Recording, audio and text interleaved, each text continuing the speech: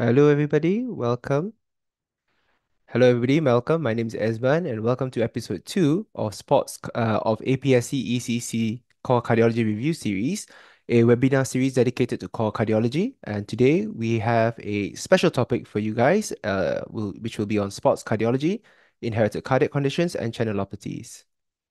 So the APSC, in collaboration with the EECC, presents a core cardiology review series, a webinar series designed to provide comprehensive updates on various core cardiology topics. It also serves as a good preparatory course for cardiologists in the Asia Pacific region planning to embark on the EECC examination. So alongside me today, we have Assistant Professor Yeo Tee Joo from the National University Heart Centre Singapore and Clinical Assistant Professor Colin Yeo from Changi General Hospital Singapore, helping me chair the session. And we have two wonderful speakers today, Dr. Lucky Cuenza from Philippines, who'll be talking on sports cardiology, and Dr. Maria Kristina Recio, who'll be talking about inherited cardiac conditions and channelopathies. Few disclaimers and housekeeping rules. The content of this webinar is copyrighted by the APSC. The views and opinions expressed are those of the faculty members and do not necessarily represent those of the APSC. This webinar is live streamed via APSC Facebook and YouTube, and you will receive your certificate of attendance upon completing a survey sent via email post-webinar. Feel free to join us, interact with us throughout the whole episode via the Q&A button at the bottom of the Zoom page. A bit of advertising on our side. There will be an upcoming webinar, which will be episode 3 of this APSC-EECC Core Cardiology Review series. We'll be talking about heart failure, cardiomyopathy, and pericardial diseases then. It will be aired on the 13th of November, 2024 at about the same time. So without further ado, let's get started. And first, I'd like to introduce Dr. Lucky Cuenza, a good friend of mine, who'll be talking about sports cardiology. Lucky, over to you. Thank you, Ezman, for that kind introduction. Let me share my screen.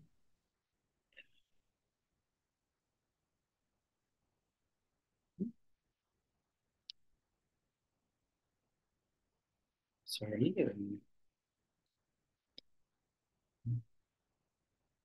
One more time.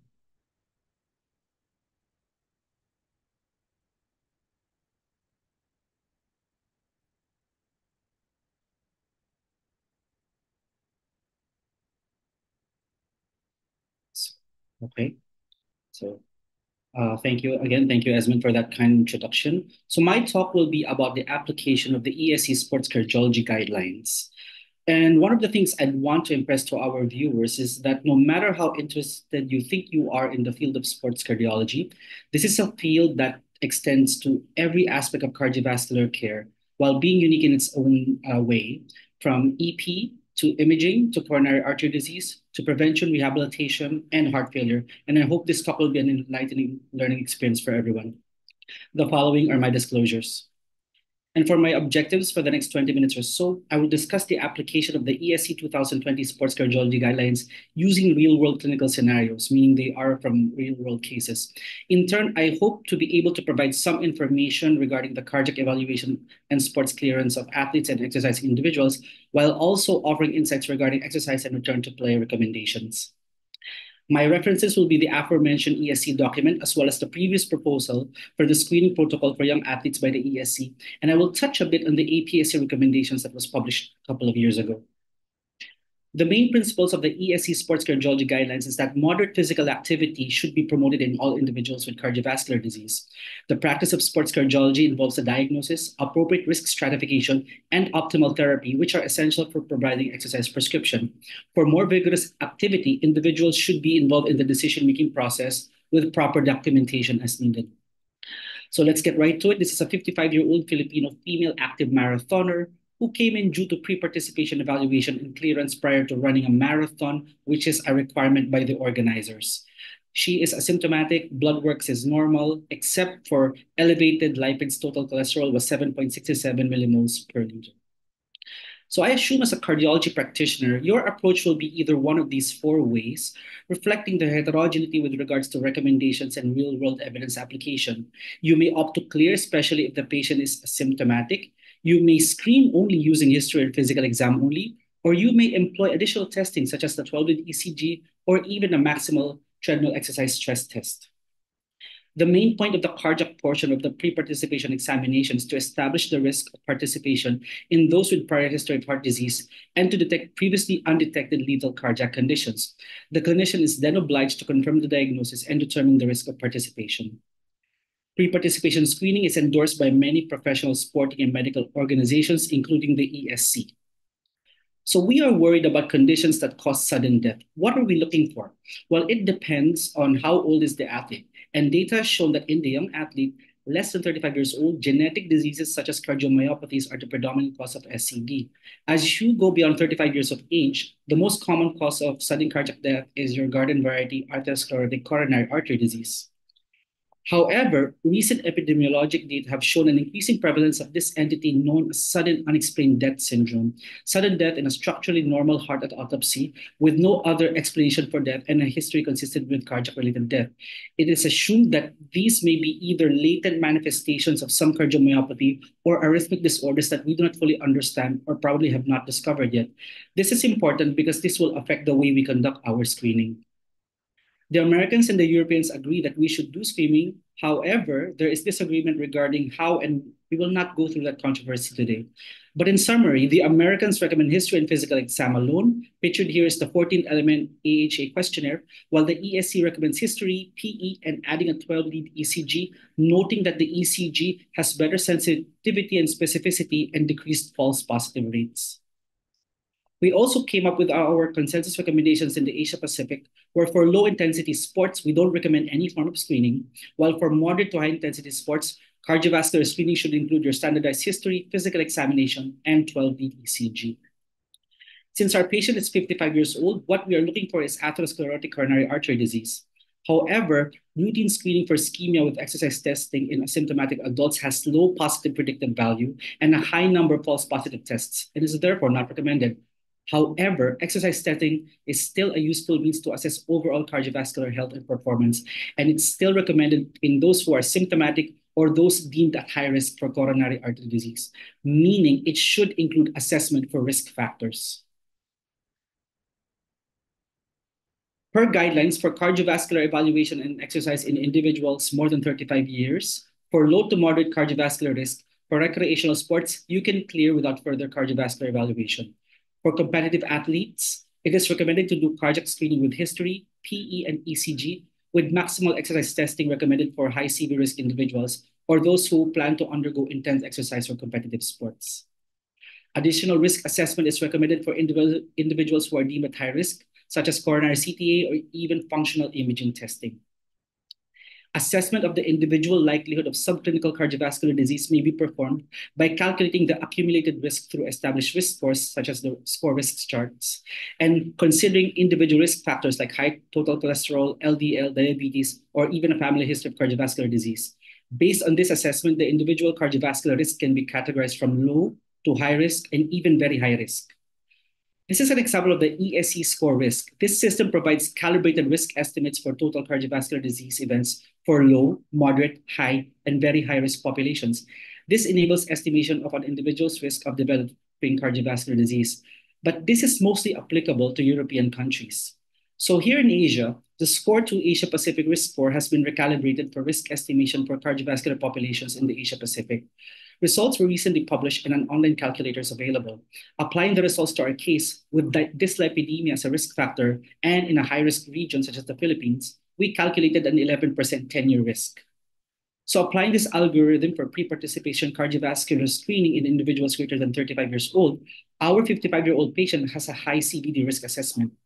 Marathon running is considered intermediate intensity by the ESC classification, but as anyone who runs marathons will tell you, these are high intensity, high endurance events regardless of your fitness level. As per recommendations, a maximal exercise test should be considered. Resting ECG showed sinus bradyarrhythmia, which is normal for an athlete. Patient underwent a maximal stress test and achieved 13.5 METs with note of ST depression that disappeared during recovery. We requested for a coronary CT scan, which was normal. Coronary artery calcium was 0. So false positive stress tests can be present in up to 15.8% of trained athletes, and this increases with age and may be related to increased LV mass in athletes. So nevertheless, I allowed her to participate in the marathon. So for our second case, this is a 25-year-old Filipino male recreational tennis player, asymptomatic, sought second opinion and advice regarding sports and exercise. No significant family history, but he was flagged for a history of abnormal ECG for the past few years.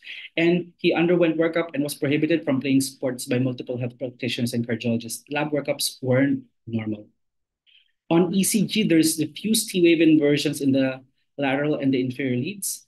Echo EF was 67% with adequate wall motion and contractility. The wall thickness was measured at 13 millimeters with a markedly thickened interventricular septum compared to the posterior wall.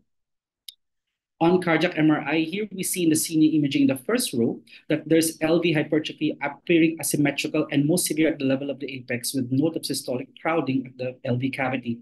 The wall thickness measured on MRI was 17.9 millimeters at the mid-septum. LG imaging shows patchy, ill-defined GAD in the abnormally thickened areas that's mostly mid-myocardial in distribution and most pronounced in the apical segments, which is typical, and at the apex, which is typical of hypertrophic cardiomyopathy. So hypertrophic cardiomyopathy is a genetic condition inherited as an autosomal dominant trait characterized by unexplained left ventricular hypertrophy with predisposition to fatal cardiac arrhythmias. It was previously noted to be the most common cause of sudden cardiac death worldwide before. Diagnosis is unexplained LV hypertrophy, defined as a maximum end-diastolic wall thickness of greater than or equal to 15 millimeters using any imaging modality, or you can even be considered in individuals with a lesser degree of LV hypertrophy, 13 millimeters, in the context of a family history or definite HCM or a positive genetic test. It should be noted that this is a very heterogeneous condition as far as genetically, clinically, and as far as its natural history goes. So for someone with a thickened ventricle such as this, myocardial fibrosis, small vessel disease, impaired myocardial relaxation, and left ventricular outflow tract obstruction may explain the majority of patient symptoms. However, as I said, this is a very heterogeneous condition, and some athletes actually don't feel anything at all. This is a slide showing condensed knowledge of what we currently know so far about the natural history of the disease. For unclear reasons, sudden death occurs mostly in the young ages, around 12 to 35 years old here, like our patient, for which we usually capture them with mild or no symptoms, and sudden death may be the initial and only manifestation, and an abnormal screening ECG may be the only clue to the condition. But as they go through middle age and adulthood, the occurrence of sudden cardiac death decreases, but there will be increasing severity of symptoms as well as left ventricular hypertrophy, and other cardiovascular complications like atrial fibrillation and heart failure will dominate the clinical picture. Diagnosis is confirmed by a combination of symptoms, suggestive family history, imaging studies showing wall thickness measurements, and provocation of gradients. The markers on exercise testing, like development of arrhythmias or abnormal BP responses, are suggestive but not specific to hypertrophic cardiomyopathy. However, a useful clue is an abnormal ECG, which is present in greater than 90% of patients and may precede abnormal findings found on imaging studies. Symptoms are treated by lifestyle, medications, and beta blockers, as well as the new cardiac myosin inhibitors, which hold great promise for the treatment of symptomatic patients. Surgical options include myectomy and alcohol ablation, which is mostly performed in experienced centers. Genetic testing, risk stratification are both important components for decision making, especially considerations for ICD insertion. So this is the HCM SCD risk calculator, where we take certain clinical and imaging variables in order to predict the risk of sudden cardiac death in 5 years, thus determining if patients will be candidates for ICD insertion. It should be noted that even though we endorse the use of this calculator, the cohort used to validate this score was not in athletic individuals, nor was it validated for exercising individuals. So in that regard, cardiac MRI has become an essential tool in the evaluation, diagnosis, and prognostication of hypertrophic cardiomyopathy patients, with the extent of late gadolinium enhancement as the most predictive of events, most notably during exertion.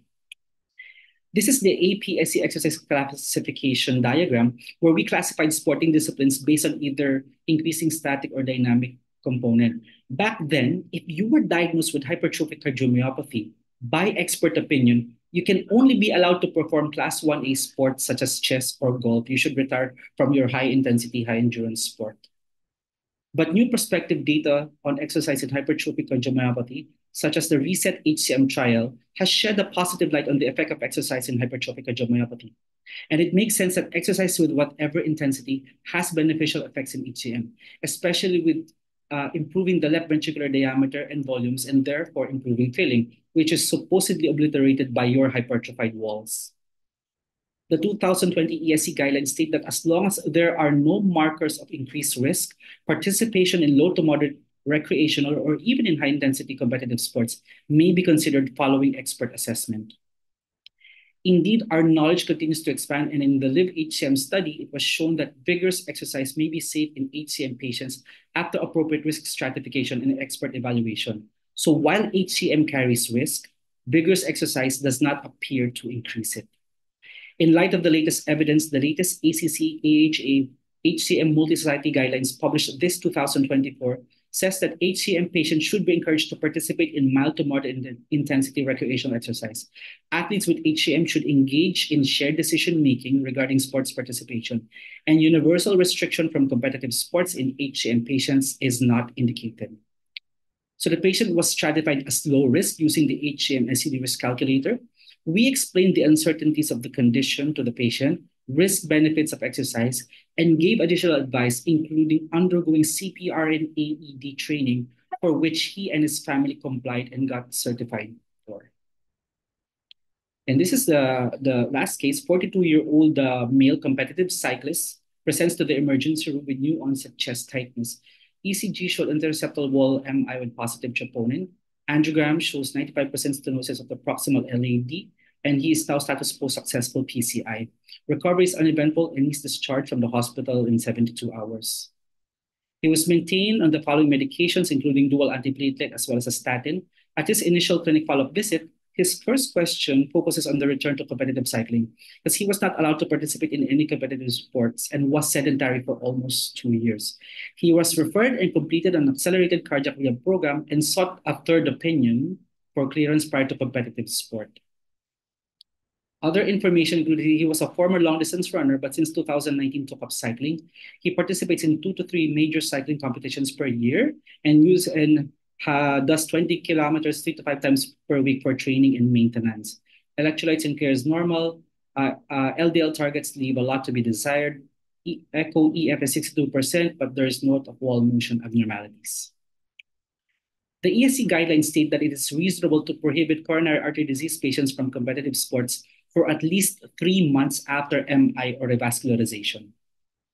For return to sport after acute coronary syndrome, for competitive athletes, the ESC guidelines recommend an echo, maximal exercise test, or even CPET, while for recreational athletes, symptom-limited or maximal exercise test should precede return to sports.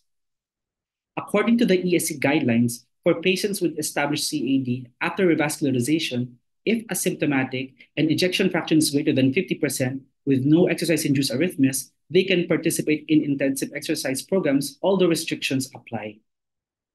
Additionally, we also take into account the type and level of sports competition, the patient's fitness level, and cardiovascular risk factors. All patients who had acute coronary syndrome should undergo cardiac rehabilitation as a Class 1 recommendation. This will help facilitate the other 2 succeeding recommendations of motivational and psychosocial support, as well as initiation of exercise activities. This is a nice infographic of the principles of the ESC Sports Cardiology Guidelines, and I'd like you to pay attention to numbers 1, 4, and 10 for our patient. We cannot emphasize enough that exercise is beneficial for patients with cardiovascular disease, and it should be encouraged. Being sedentary is the last thing we want for them. However, since the patient already had an event and is post-revascularization, he is already considered high risk. So investigations and risk stratification is required prior to him coming back to competitive play. And this is where the shared decision-making process comes in, where we take into account all clinical and sports variables and align them with the goals of the patient and explain risks and benefits and even some uncertainties as we help and allow them to go back to sport. When providing advice regarding an exercise program or sports participation, the physician should indicate the type of sport, in this case cycling, the frequency and duration of the exercise program, and the intensity that appears most appropriate to the individual. Exercise intensity is generally considered to be the most critical for achieving aerobic fitness and to have the most favorable impact for risk factors. And the document provides general zones for various exercise intensities. In order to adequately prescribe the individual intensity of an endurance or a mixed type of exercise or sports, the individual should perform a maximal exercise test with ECG monitoring or preferably, if possible, with simultaneous measurement of respiratory gas exchange. In my practice, CPET is one of the most useful modalities for prognostication and exercise prescription. Patient achieved a maximal effort with 6.4 meds, which was good but decreased. Peak VO2 was still also decreased, and VO2 max was also decreased. There were no arrhythmias noted, no ischemic changes, and there was normal systolic and diastolic blood pressure responses. Using cardiopulmonary exercise testing, we determined the patient's anaerobic threshold, which usually appears at 40 to 60% of the VO2 max in untrained subjects and at higher work rates in trained subjects. On CPET, we determine at which heart rate intensity does the anaerobic threshold occur, which corresponds to moderate intensity exercise. So we ask him, as we are starting out, to maintain his exercise heart rate at least at this level of the anaerobic threshold, taking into consideration other physiologic factors like humidity, dehydration, and we guide him properly. So the goal was to finish the race safely and not necessarily to get your personal best. And patient was able to train and participate and continues to do so in many events. This is my last slide and take-home points. For pre-participation screening, the best method remains controversial and data is limited, and the documents, the guidelines acknowledge this. However, they recommend for young athletes, history, physical examination, and 12-lead ECG. For older athletes, look for coronary artery disease using history, physical examination, risk factor assessment, and do a maximal exercise test with the need for functional or anatomic imaging as necessary. For hypertrophic cardiomyopathy, we have changed our paradigm and have allowed athletes to compete even in rigorous exercise while providing guidance and risk stratification. Finally, for athletes with coronary artery disease, we treat them like we do in the normal cardiology patient population. That is, we aggressively treat their risk factors. And we must do careful and individualized evaluation and risk stratification prior to return to sports, using modalities like exercise testing to further tailor our approach. So we'll just have some few questions regarding the talk that is related to the guidelines. The most common cause of sudden cardiac death in young athletes is B, sudden unexplained death syndrome. It is no longer HCM based on new epidemiologic and emerging data. So for the second question, in hypertrophic cardiomyopathy, hemodynamically significant obstruction is defined as peak pressure gradient of 30 millimeters, 40 millimeters, 50, 60, or 70 millimeters. It's in the document it's stated the answer is 50 millimeters is defined as significant obstruction. So with that, I thank you for your attention.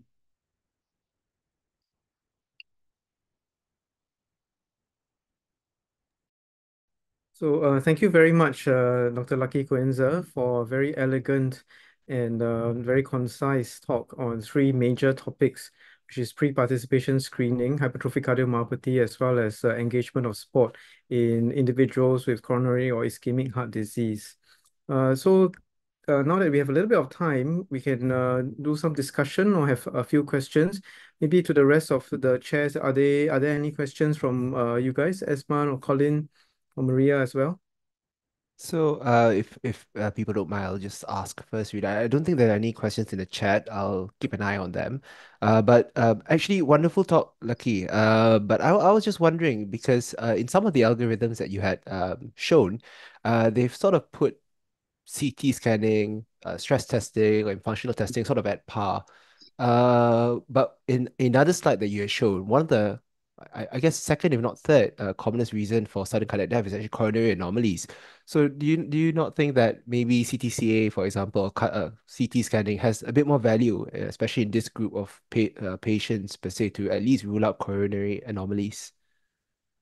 Yeah, I kind of agree. At first, to initially, when they try to diagnose coronary artery anomalies, they're first dependent on symptoms because the ECG findings to coronary artery anomalies may not be that useful. You don't find ischemia all the time at low work thresholds. They also note that even the 2D echo, while useful, especially in locating the proximal portion of the origin of the coronary artery, may not be very cost effective or even being endorsed as very sensitive to diagnose significant coronary artery anomalies. Uh, the Europeans have started exploring the utility of coronary CTA with regards to diagnosis of coronary artery anomalies. But many things, before going to the anatomic imaging, you should still go clinical. I do not think it will be beneficial from uh, economic medical standpoint that you will screen all of them with CTCA. One of the useful clues is that some for exertional dyspnea or exertional chest pain. And my experience with coronary artery anomalies is that they are usually diagnosed with asthma, but the asthma does not really resolve despite bronchodilator therapy. That and even though you don't find anything in the maximal exercise test, that's when my threshold for coronary CTA is lessened. But I do not think it should be routine. It should still be part of a clinical examination when your CTC will be the one to confirm them. Yeah, thanks so much, Lucky. Maybe I will add a little bit. So for it depends on what the CTCA's indication is as well. Generally, for the athletic population, if we are talking about screening of athletes for either recreation or competitive sport, when it comes to play, many of them are a little bit hesitant to undergo radiation. That is one. And if you do the full CT coronary angiogram, then there's an added contrast, intravenous contrast. So those together are often not very well received as sort of optional, you know, investigation per se. And also, you're right to say that screening is very poor in terms of yield for for coronary artery anomalies. Firstly, it's extremely rare, and often it is not picked up with basic screening. However, that's where the efforts to put in to ascertain a proper history is very important. Many times, the athletes or even recreational individuals who have sudden cardiac arrest and subsequently sudden cardiac death, 80% of the time, that is the first presentation. However, if you go back to those who have recovered from sudden cardiac arrest and investigate their history, they may have actually some suggestive symptoms, especially exertional related chest discomfort or unexplained dyspnea, that may, warrant further investigation. So I think for suspicious individuals or individuals with suspicious symptoms, especially exertional related, and they are young, then as part of the further screening, CT coronary angiogram can be considered.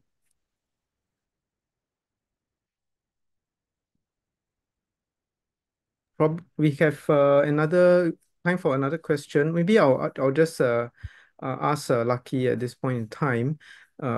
For this, I mean, it's less of a question, but more of a comment as well. So for patients who have actually ischemic heart disease or coronary artery disease who have been revascularized, especially those with perhaps AMI, they are on a multitude of evidence-based medications. Have you encountered competitive athletes who wish to return to sport? Because many of the medications we give are actually on the banned list of substances when it comes to competitive sport. So, and any thoughts and comments on that? So I think trimetazidine here is banned by WADA because its effects on aerobic capacity. I tend to agree with you that it really requires nuance and discussion, that no one size fits all, and especially if it's a contact sport, that we'll take that into consideration. Many NBA athletes have retired already because they're all taking some things that will increase risk of bleeding. I will tell you that for the professional athletes that had uh, acute coronary syndrome and on maximal medical therapy, I'm always open to that shared decision-making process on how they could come back because it's their livelihood that we're talking about. However, I'm only, from the clinical standpoint, one aspect. There are legal aspects, professional aspects, business aspects that probably I'm beyond, and I may not be able to overturn that despite my enthusiasm or my optimism to return them to sport. Because you could like try to like hold antiplatelets, you could like try to hold your statin and all that, but if the legalities state that, and this is beyond the science, it's more an art. If the legalities state that you're out because the team thinks that you're a liability, I may not have the clinical jurisdiction for that, despite giving my medical opinion. So it's a it's a very I don't want to call it a slippery slope, but it's a very nuanced thing that I can only advise and clear so much. But there are other aspects that are involved in these shared decision making processes. Yeah, excellent. Thanks, Lucky. So another side note for anyone who does screening is that a thorough history is necessary to also obtain supplements, medication, and potentially performance-enhancing medications. As these people, it's getting more and more common, and in all sports disciplines. So just to highlight this, because they can have the drugs themselves can have potential adverse cardiac events as well.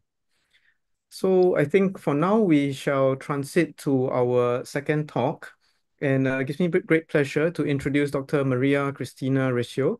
She's a cardiologist as well as electrophysiologist from the Philippines, and she will be speaking to us on inherited cardiac conditions and channelopathies. Dr. Maria, please.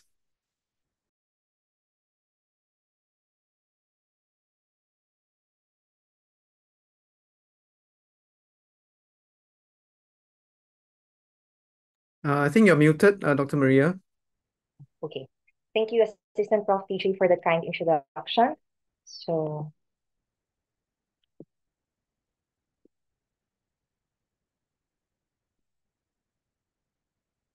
okay. So 38 years ago, there was a 3-year-old boy who presented with multiple syncopal attacks and ST elevation on the right precordial leads. So he had a sister who died at 2 years old, having the same clinical presentation and ECG. So this is one of the doctors who discovered the disease, and this is Dr. Joseph Brugada. So good evening, everyone. I'm Dr. Recio from the Philippines, and currently I'm in Toyohashi, Japan, doing my advanced EP training. So these are my references for my lecture. So these were the topics that were tasked to me tonight. And we'll start on with the genetic influences on diseases. So these are the different variants of cardiovascular disorders. So here we have the ultra-rare Mendelian variant.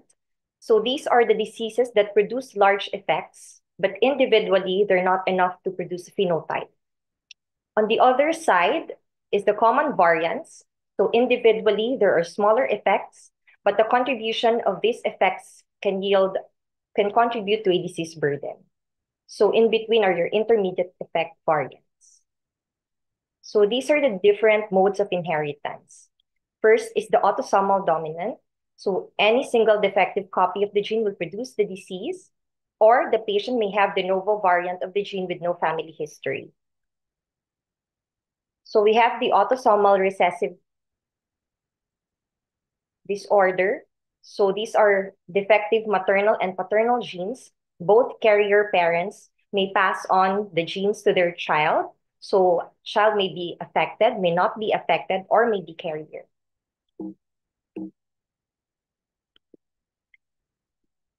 So next is the X-linked disease. So X-linked dominant, when the mother has a copy of the gene and pass on to son or daughter, they will have the condition. While the X-linked recessive, if the mother is a carrier, so the child, daughter, if she has one copy of the gene, she may not be affected or may be mildly affected. Or if the son gets it, the son will be affected. So remember, for all X-linked disease, the males cannot pass the disease to their sons. So now we go to genetic testing methods. So there are two approaches. We have the sequencing and non-sequencing. So I just summarized the table from the guidelines, and I just highlighted the important differences between these tests. So these are the non-sequencing approaches. So the next is the diagnosis, management, and risk stratification of primary electrical diseases. So I think this one is most important among the topics. So here, for proband is the index patient, the patient who first had the disease. So here we have the initial clinical test for the different primary electrical diseases.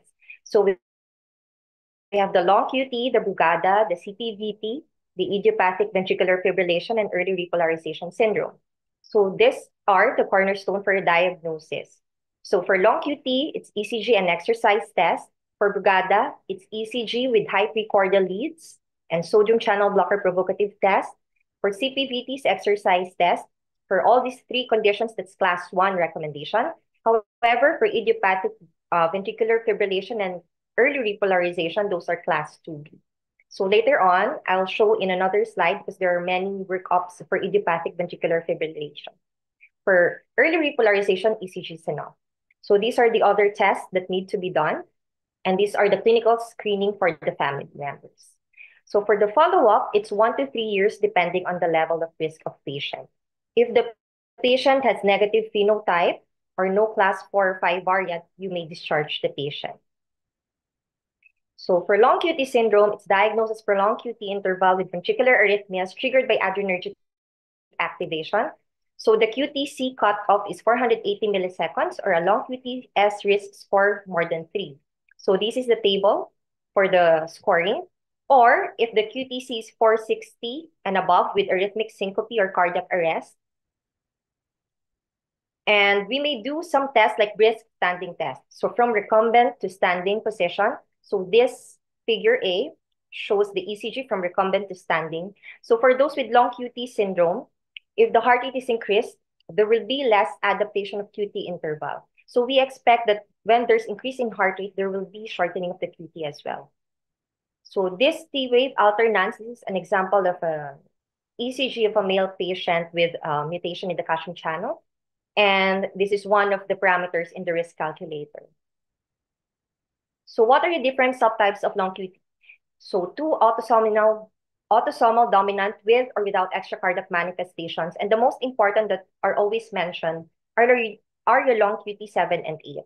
So long QT7 is your Andersen towel that presents with paralysis. Long QT8 is Timothy syndrome with syndactyly, cardiac malformations, and autism, both presenting with dysmorphism. And then for autosomal recessive, your Jervell and Lang-Nielsen, which presents with extreme QT prolongation and deafness. So this is a very good illustration from the cardio previous edition book of Braunwald. So are the different long QT types, the most important first 3 long QT. So these are the different genes that are involved in long QT 1, 2, and 3. These are the parts of the action potential that are affected by the abnormalities. And these are very good visual presentations of the triggers of the long QT. So it's easy to memorize this. And these are the ECG patterns differentiating long QT 1 to 3. And you may see the difference in the T-wave of these ECGs. So this is another illustration from the EP Braunwald. So these are your different long QT. Currently, we have 17 long QT genes plus 2 Jervell and Lang-Nielsen syndrome. So here, these are color-coded. So you can see the different types of abnormalities for loss or gain of function. You can see the solid line differentiation. You can see the difference between the receptors that are affected if they are depolarizing or repolarizing currents, if the mutations presents with extracardiac or cardiac manifestations. So this is the algorithm for patients with long QT. So you risk stratify the patient if the patient has aborted cardiac arrest, syncope prior to medical treatment, asymptomatic with or without mutation and QT prolongation, or asymptomatic with pathogenic mutation without QT prolongation. So you follow the class 1 recommendation, of course, that's beta blockers. For long QT3, it's mexiletine. And if the patient had aborted arrest, class 1 is ICD implantation. For the rest are class 2 for your medical management and your left cardiac sympathetic denervation. So if the patient is not able to have ICD or patient has ICD with recurrent shocks, class 1 is the left cardiac sympathetic denervation. So this is the summary. So for the management or preferred beta blockers are non-selective nadolol and propranolol, which have uncertain role for long QT3. So for long QT3, mexiletine is the drug of choice. However, there are reports that some patients are not responsive to mexiletine, and half of them had breakthrough events. So you have to do oral tests to verify that the QTC shortens before giving it as chronic treatment. So again, this is what I discussed from the table earlier. And then avoid QT prolonging drugs, correct electrolyte abnormalities, and avoid the triggers for the following variants. So for long QT, invasive EP study is not recommended. So for Brugada syndrome, so it's type 1 Brugada ECG pattern with J point elevation of more than 2 millivolts. So in the guidelines, they give the cutoff of more than 2 millivolts, but in the textbook, they give at least 2 millivolts. With coved ST segment elevation and T-wave inversion in at least one of the precordial ECG leads. So it's either second to fourth intercostal spaces. So it may be spontaneous, drug-induced, or fever-induced. So class 1 is to avoid drugs that induce ST elevation in the right precordial leads. So this is the site that was given, brugadadrugs.org. You avoid cocaine, cannabis, and excessive alcohol, and aggressively treat fever. So on this side is the sample of the letter from brugadadrugs.org. These are the drugs to be avoided and preferably avoided. So this is the algorithm. You differentiate patients if they had no documented ventricular arrhythmia or if they have sustained ventricular arrhythmia or aborted sudden cardiac arrest. For those with no arrhythmia but spontaneous type 1, so follow the class 1 recommendation. It's class 3 to do provocative test. If the patient has syncope, if it's arrhythmic syncope, it's class 2 for ICD implantation. For those without ECG pattern and with syncope or nocturnal agonal respiration, class 1 to do a sodium blocker test. And for those with aborted cardiac arrest, class 1 for ICD implantation. The rest are class 2 for medical treatment and ablation.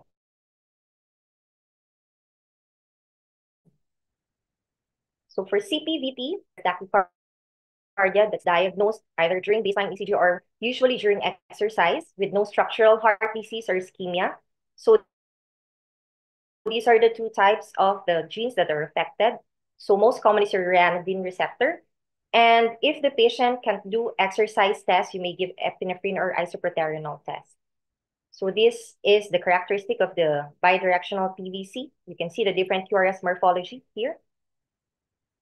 And this is the algorithm. So you differentiate also if the patient had aborted arrest, arrhythmic syncope or VT, or asymptomatic but with mutation. So again, class 1 is beta blocker, ICD implantation for those with aborted arrest, and the others, the medical management and sympathetic denervation are class 2. For idiopathic ventricular fibrillation, so this is documented survivors of VF after excluding other causes. So in the first slide that I showed, with the different primary electrical diseases and the workups, these are the class 2B workups for idiopathic ventricular fibrillation. So this includes your lab test, your ECG, your CT, angio, Holter, stress test, and sodium blocker test, as well as MRI. So genetic testing is class 2B as well. So, of course, the patient already had VF, class 1 is ICD implantation.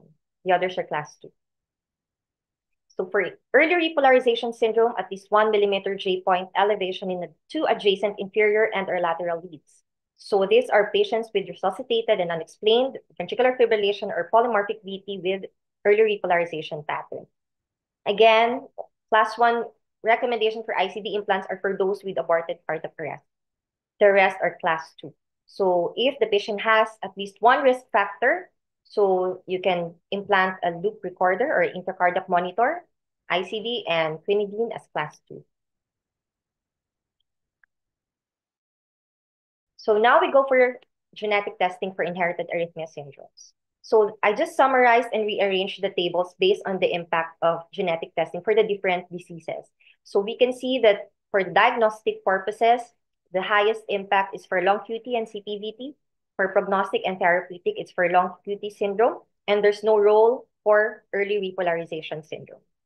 So for long QT, you check the index patients with the Schwartz score more than at least 3.5. So with this common long QT variants, and these are the testing for the family members and children. And this is just an illustration summarizing this table here.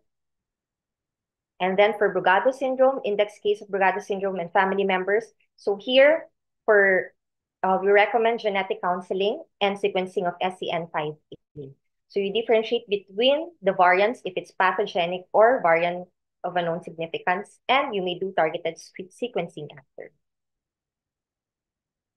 So now we go for the diagnosis, management, and risk stratification of cardiomyopathies. So from the latest guidance of cardiomyopathy, you need to do clinical evaluation at least pedigree, ECG, Holter, lab test, and imaging. For the family history, you need 3 to 4 generation family tree for diagnosing the disease and at least seeing the inheritance pattern. So these are the first level lab tests that you order for this patient. So this is your hypertrophic cardiomyopathy, your dilated cardiomyopathy, your non-dilated left ventricular cardiomyopathy, arrhythmogenic right ventricular cardiomyopathy, and restrictive cardiomyopathy. So if you have clinical suspicion of cardiomyopathy, you identify the phenotype, you rule out phenocopies, you risk stratify, prognosticate, and follow up the patient. So these are the different functional tests for this cardiomyopathy. So for the hypertrophic cardiomyopathy, class 1 is cardiac MRI with late gadolinium enhancement for diagnostic workup and genetic counseling and testing. So here, class 2B is high-intensity exercise may be considered for asymptomatic patients without risk markers. So this one is very important for risk stratification, 5-year risk of SCD. And Dr. Cuenza already showed the table earlier, the risk calculator at 1 to 3 year intervals. So class 1 is ICD implantation is for secondary prevention of non-tolerated VT or VF. So this is the class 2A recommendation for the following conditions. So this is now we go to dilated and hypokinetic non-dilated cardiomyopathy. So class 1 is genetic testing for the following for patients with AV conduction delay before 50 years and family history of dilated cardiomyopathy or sudden cardiac death before 50 years old. So ICD implantation for the following conditions is class 2A. And again, if the patient had aborted sudden death, class 1. So for those family first degree relative of the patient, ECG and echo are recommended. So this is the algorithm. So it's mostly class 2, your MRI, your genetic testing, and ICD implantation. Okay, now we go to arrhythmogenic right ventricular cardiomyopathy. So class 1 is your cardiac MRI, genetic testing, and avoid high-intensity exercise. So for the risk stratification and primary prevention, ICD implantation is class 2A for the following conditions. And again, for aborted death, non-tolerated VT or VF, it's class 1 and beta blocker as well. So for the left ventricular non-compaction cardiomyopathy, so it's class 2A to diagnose the phenotype based on MRI or echo. And implantation of ICD for primary prevention is class 2A as well. So this is the genetic testing for cardiomyopathy. So again, for diagnostic purposes, highest impact is for your hypertrophic and arrhythmogenic cardiomyopathy. For prognostication, it's for dilated cardiomyopathy. Next is your hypertrophic and arrhythmogenic. And for therapeutic, these first 3. So these are the genes that need to be tested, the family members, and the age of testing for children. For hypertrophic, arrhythmogenic cardiomyopathy. For the dilated cardiomyopathy. And for restrictive cardiomyopathy, you have to test the patients with variants for amyloidosis as well. So lastly, we go to exercise in arrhythmias and channelopathies. So we just highlighted the most important channelopathies. So for long QT syndrome, class 1 is to target dose of beta blockers for those doing exercise and avoid QT prolonging drugs and electrolyte imbalances. So again, as what for class 2 recommendation, it's a shared decision making for those with this characteristics.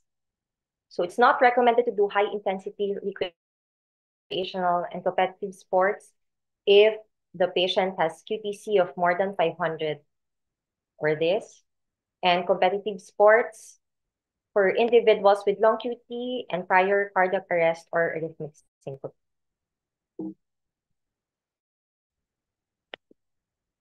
So for Brugada syndrome, class 1 is ICD implantation in arrhythmic syncope and aborted sudden death. So class 2A, after implantation, you can re-evaluate patient over 3 months.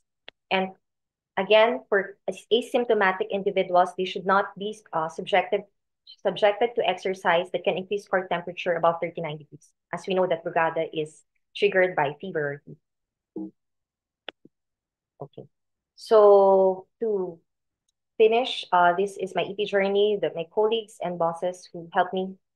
So I want to thank you with this slide. Thank you, Dr. Maria. It was an excellent summary of all the guidelines and many channelopathies and followed by cardiomyopathies. It's really not easy to summarize in a very concise way. So we'd like to, I think we have time to have one or two questions. And incidentally, we do have one question from the audience. So the question is, how common are these channelopathies, especially in our area? Maybe Dr. Mario, do you want to try to give a shot at this? I'm not sure where the person who asked the question is from, but usually from because the guidelines that we had is from ESC, that's European data. And they classify the long QT, the hypertrophic cardiomyopathy on the rare variants. So mostly if you look at because most of us here are Asians, we have data from the Philippines. We have a study done by a senior electrophysiologist about Brugada syndrome, and it's less than 1% of the population. Usually these inherited cardiac conditions are rare, or we may not know because we don't have the genetic testing available in our country. So I think some clinical conditions might be missed because of lack of testing facilities. Unlike in Europe, like in London, they have genetic clinics. If a patient has sudden death, they may already screen the family and they will already find out. But usually in the data, it's less than 1%. Yeah, I think just give a 2 cents worth. So you're absolutely right. They are generally not common to begin with. Not common is defined by clearly less than 1% and usually less than 1 in 1,000.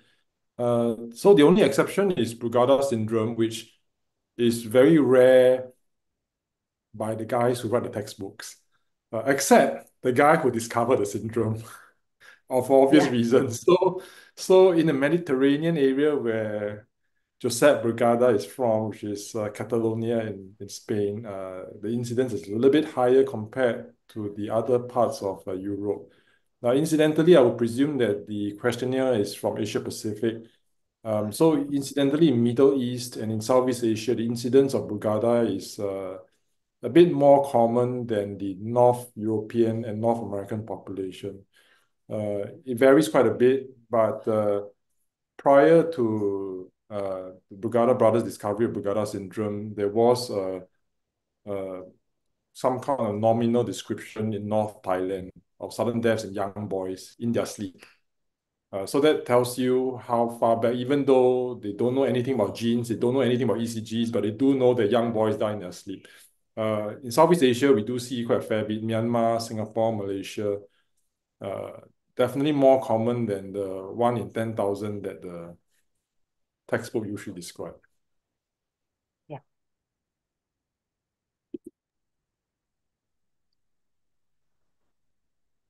Okay, I think, well, for this, Dr. Maria, you're very popular. The questions are popping up non-stop.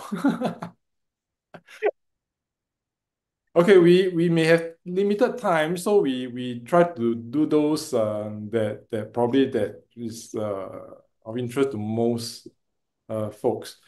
So there's actually one question here that actually asks how routine it is to prescribe cardiac myosin inhibitors for hypertrophic cardiomyopathy patients.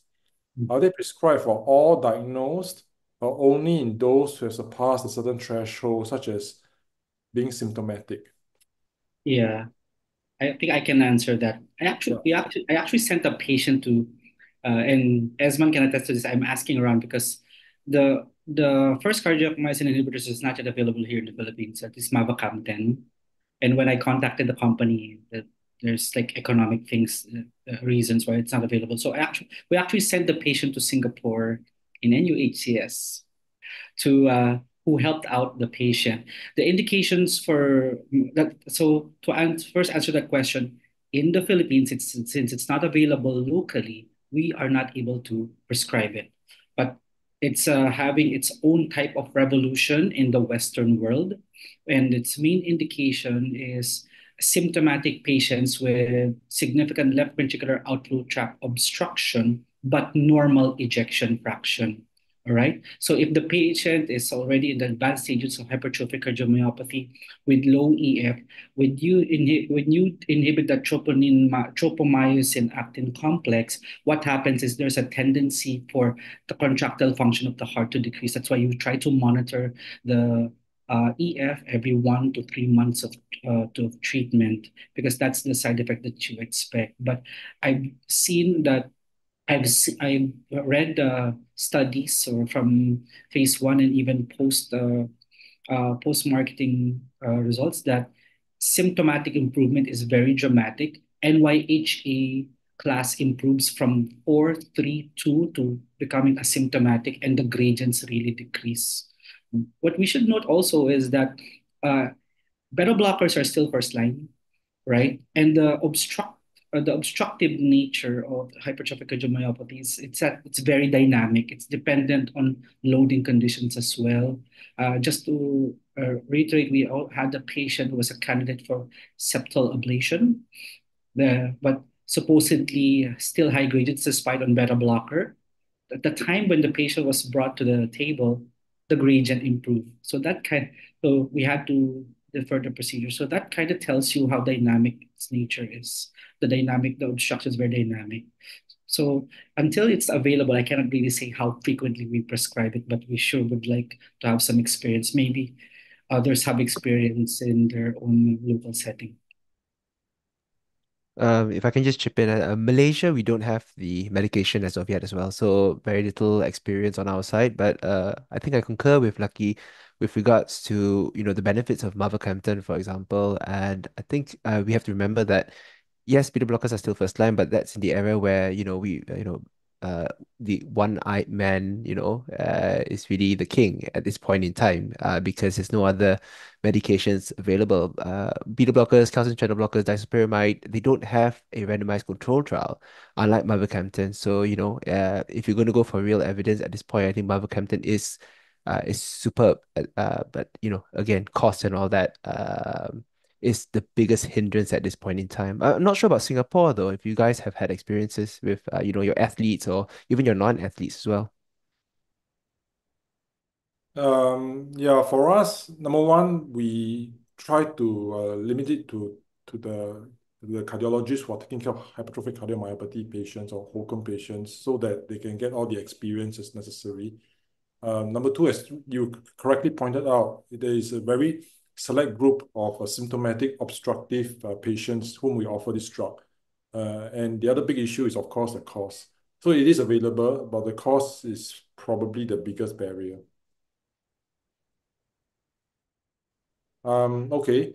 There's one question which I think will be very practical for most people. The question goes, what should be done if a type 1 Brugada pattern is seen on the routine ECG of an asymptomatic patient? Okay. So for patients with spontaneous type 1 Brugada, so as what I've shown earlier, you have to check if the patient has Brugada syndrome. So you have to check if the patient, this is asymptomatic. So for asymptomatic patients, you can do ventricular tachycardia study. You may induce VT or VF to show if the patient has Brugada syndrome. It's an option. You check for patients if there's any family history. Even if the patient is asymptomatic, you have to know if it's just an ECG pattern because it may be a phenotype or a phenocopy. So you have to differentiate between the two. Okay. I've handled some athletes who have Brugada pattern, but not necessarily Brugada syndrome. Thank goodness they haven't experienced any form of aborted sudden death. And aside from the working with the EP specialist with regards to further risk stratification, I noticed that not everyone is willing to undergo the EP study. So what I do is I point them to the finger study, where what happens is that to show them that even though there is the risk of sudden cardiac death is there for asymptomatic patients, the risk is around 0.3% per annum for those who have the drug-induced type versus 0.8% per annum for those who have the spontaneous type. So what I reassure them that the risk is there, but I it becomes a conjoined decision as to whether they will undergo further EP testing. I noticed that not many of them are quite keen to do that, to determine if there's like a high risk pathway or something.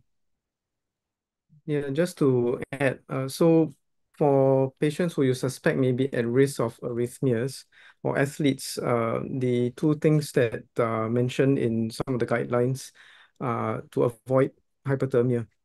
So not to, have their fever. If they do have any fever, to bring it down aggressively. And of course, to avoid situations where the body temperature goes up. For athletes, that might be quite difficult. So then you need to really go through this shared decision-making process to delineate the risks of potential arrhythmias, of course, after further evaluation. And I would just like to take this chance to share that those who want to know more about the latest guidelines can refer to this Heart Rhythm Society 2024 recommend consensus statement on athletic participation in arrhythmic conditions.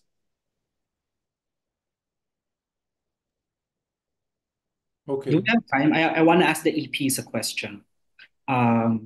Regarding Wolff Parkinson White, the pattern, I noticed that there's substantial variability with regards to how not just sports cardiologists, or EPs practice regarding how to really risk stratify these patients, especially if they're asymptomatic. And we actually answered a survey from the ACC and noted that there's really lots of variation. Do we order them all undergoing exercise stress test, wait for the disappearance of the delta wave? We know that's not foolproof. Do they all go right away to an EP? Although I am biased, I have so many EP friends, including Maria, that will always it's ready to help me out. But I reckon that in many settings, the way these patients are managed is quite different, and even the guidelines are not clear to that aspect. Yeah, I'd like to hear everyone's inputs. Yeah, Maria, go ahead. You can take the first bite of cherry. Okay. So for those patients with Wolff Parkinson White, is it just pattern or syndrome? Pattern. So for because if they suffer pattern, suddenly, so for those patients with delta, yeah. So for those with pre-excitation, of course, yeah, we do ECG test. It's for risk stratification, so you can see the persistence of the delta wave during increasing heart rate. So usually the patients, when they have disappearance of the delta wave, there is decreased risk of having the higher arrhythmia risk for Wolff Parkinson White. And it depends also if the patient is pre-excited AF. And you can check, if you do EP study, you can check for the Sperry interval, the shortest interval. If it's in, we have different cutoffs of 200 and 250 milliseconds. And that indicates high sudden risk, high sudden death risk. Colin, do you have any? Yeah, so pre-excited ECG with no symptoms, very common. The guidelines give a very strong recommendation now, 2A, even if you're asymptomatic, and class 1 if your occupation requires it, EP risk stratification. Most of my patients who walk in are not those fighter pilots and stuff. Those guys will need an EP study full stop unless they want to change their occupation. The treadmill does have a limit. You actually need to look for beat to beat loss of the delta wave. And most folks who are running the treadmill, the doctors who are doing the treadmill, or the technicians doing the treadmill, are not exactly looking for that beat to beat loss. They just record the ECG based on their protocol, based on their timing. So the problem, especially with the most frequent kind of pre-excitation, which is a left free wall, they can be quite subtle when the AV node is very slick. So the delta wave becomes very hard to appreciate as it gradually becomes less obvious. So I personally don't think the treadmill is a great tool to risk stratify. Sometimes we do it because the employer wants it, because of exercise requirements, whatever it is. But more importantly, I just tell them and offer them EP study for risk stratification. If they don't want, I'll just follow them. Okay, I think our time is about there. Actually, we still have a bit more time, if we Yeah. want to entertain, but there was one particular question that I'm probably going to ask because I think we did say that, it's fairly important for the viewers out there to know, and it's not really touched upon in the talks. But say it's about myocarditis. Probably a question for Lucky and maybe TJ as well can sort of chip in. So myocarditis and exercise, and that's actually a conundrum that I face a lot because I do heart failure. A lot of patients come to me, they're young, and then we pick up myocarditis to explain their symptoms. We do a repeat MRI as per the guidelines, 3, 6 months, whenever we can, and then we still see that LGE pattern that doesn't disappear. And then the patients, they keep on asking us, when can I start exercising, etc. So, what's your personal approach in your clinical practice in a patient with myocarditis who is keen to exercise? I'll answer first before things for we want Tee Joo's inputs. But you have to understand, myocarditis is a clinical diagnosis. It's not a radiographic diagnosis. However, the MRI findings are very essential to diagnose it as a certain appearance of LGE, like a non-ischemic pattern, and it also helps in determination if there is edema, particularly T2 mapping. Those things will influence my return to sport because it's associated with a high risk of sudden cardiac death. The 3 to 6 months, if you think about it, was never really based on true follow-up data. The 3 months is usually like more expert opinion. They try to copy from the concussion protocol of the NFL regarding what the rest. But that 3 months is you also try to risk stratify the patient. You look for exercise-induced arrhythmias, you check for normalization of ejection fraction, and you check for symptoms. And you also check for the troponin, which will show you the acuteness of the myocardial damage and if it has recovered. Those clinical parameters play a more important role for me with regards to return to play to sport, because LGE per se, many of these LGE findings persist. And it could be multifactorial. It could also be due to the age, maybe the fitness level of the patient, maybe other comorbidities. As long as clinically that the patient has no symptoms and no markers of increased risks, like exercise-induced arrhythmias, or no symptoms, no significant salvos of arrhythmias on Holter, which is part of the risk stratification, I will probably leave those MRI findings alone. All right, because we still do not know what to do with that residual LGE. And I do not think adequate follow-up has been done. However, I'll tell you, for COVID myocarditis, they noted that since screening was more frequent during that time, they noted that at least in healthy individual athletes, for myocarditis secondary to COVID, they repeated the testing, including the MRI after 1 month, and at least 40% of them had improvement, meaning the LGE disappeared. I do not know if this is because COVID is a different thing. These are relatively healthy individuals, but my decision making for the cardiac MRI will be only for the acute phase. And I actually do not recommend follow up unless you're still suspicious of edema. clinically. I'm curious what Tee Joo has to say. Oh, wonderful reply, Lucky. I think it's very comprehensive, and I fully agree with you.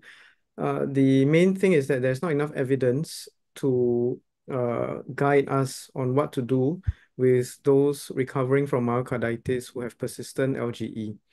There is only some inclination whereby the more the scar, the potentially higher the risk of inducible arrhythmias. But apart from that, the most we can do is what Lucky said, a thorough re-evaluation prior to return to sport. And that includes maximal stress testing, Holter, as well as the echo to make sure that their EF has recovered if it was depressed in the first place, and make sure that there is no inducible arrhythmias, as well as no arrhythmias that are just spontaneous in nature. So after that, if the MRI is still abnormal, then it has to be a sort of shared decision-making process again. Having said that, we also want to, there's a possibility that there is some background noise. So although the LGE is there, is it really due to just the myocarditis itself, or was it there from before? Did the person already have previous, viral illness or any other condition that can have some background scar in the first place? So if you scan everybody, you will see some, baseline prevalence. So, I think that one needs more evaluation and more evidence before we can, decide conclusively. I think spot on actually, and I think the sentiment is quite similar to Lucky's third case actually, where you reversed the patient and then you were deciding on rehabilitation, and the patient still had regional wall motion abnormality. Now in Malaysia, I'm not even talking about competitive sport. I'm just talking about cardiac rehab. The minute the rehab physician sees regional wall motion abnormality, they're going to give me a lot of pushback with regards to safety, etc. So I can't imagine if it's a competitive athlete trying to get through that barrier per se. I don't know if you guys have that problem as well. You know, and again, it's just like the LGE, the regional wall motion abnormality might not mean anything, to be honest. Um, right, okay. S- We So, do rehab for unrevascularized patients also, but it's high risk. see, so we need to send them to you across the border. All right, okay. I think we're just on the dot really to end the session. So I'd like to really thank TJ and Colin for helping me chair today's session.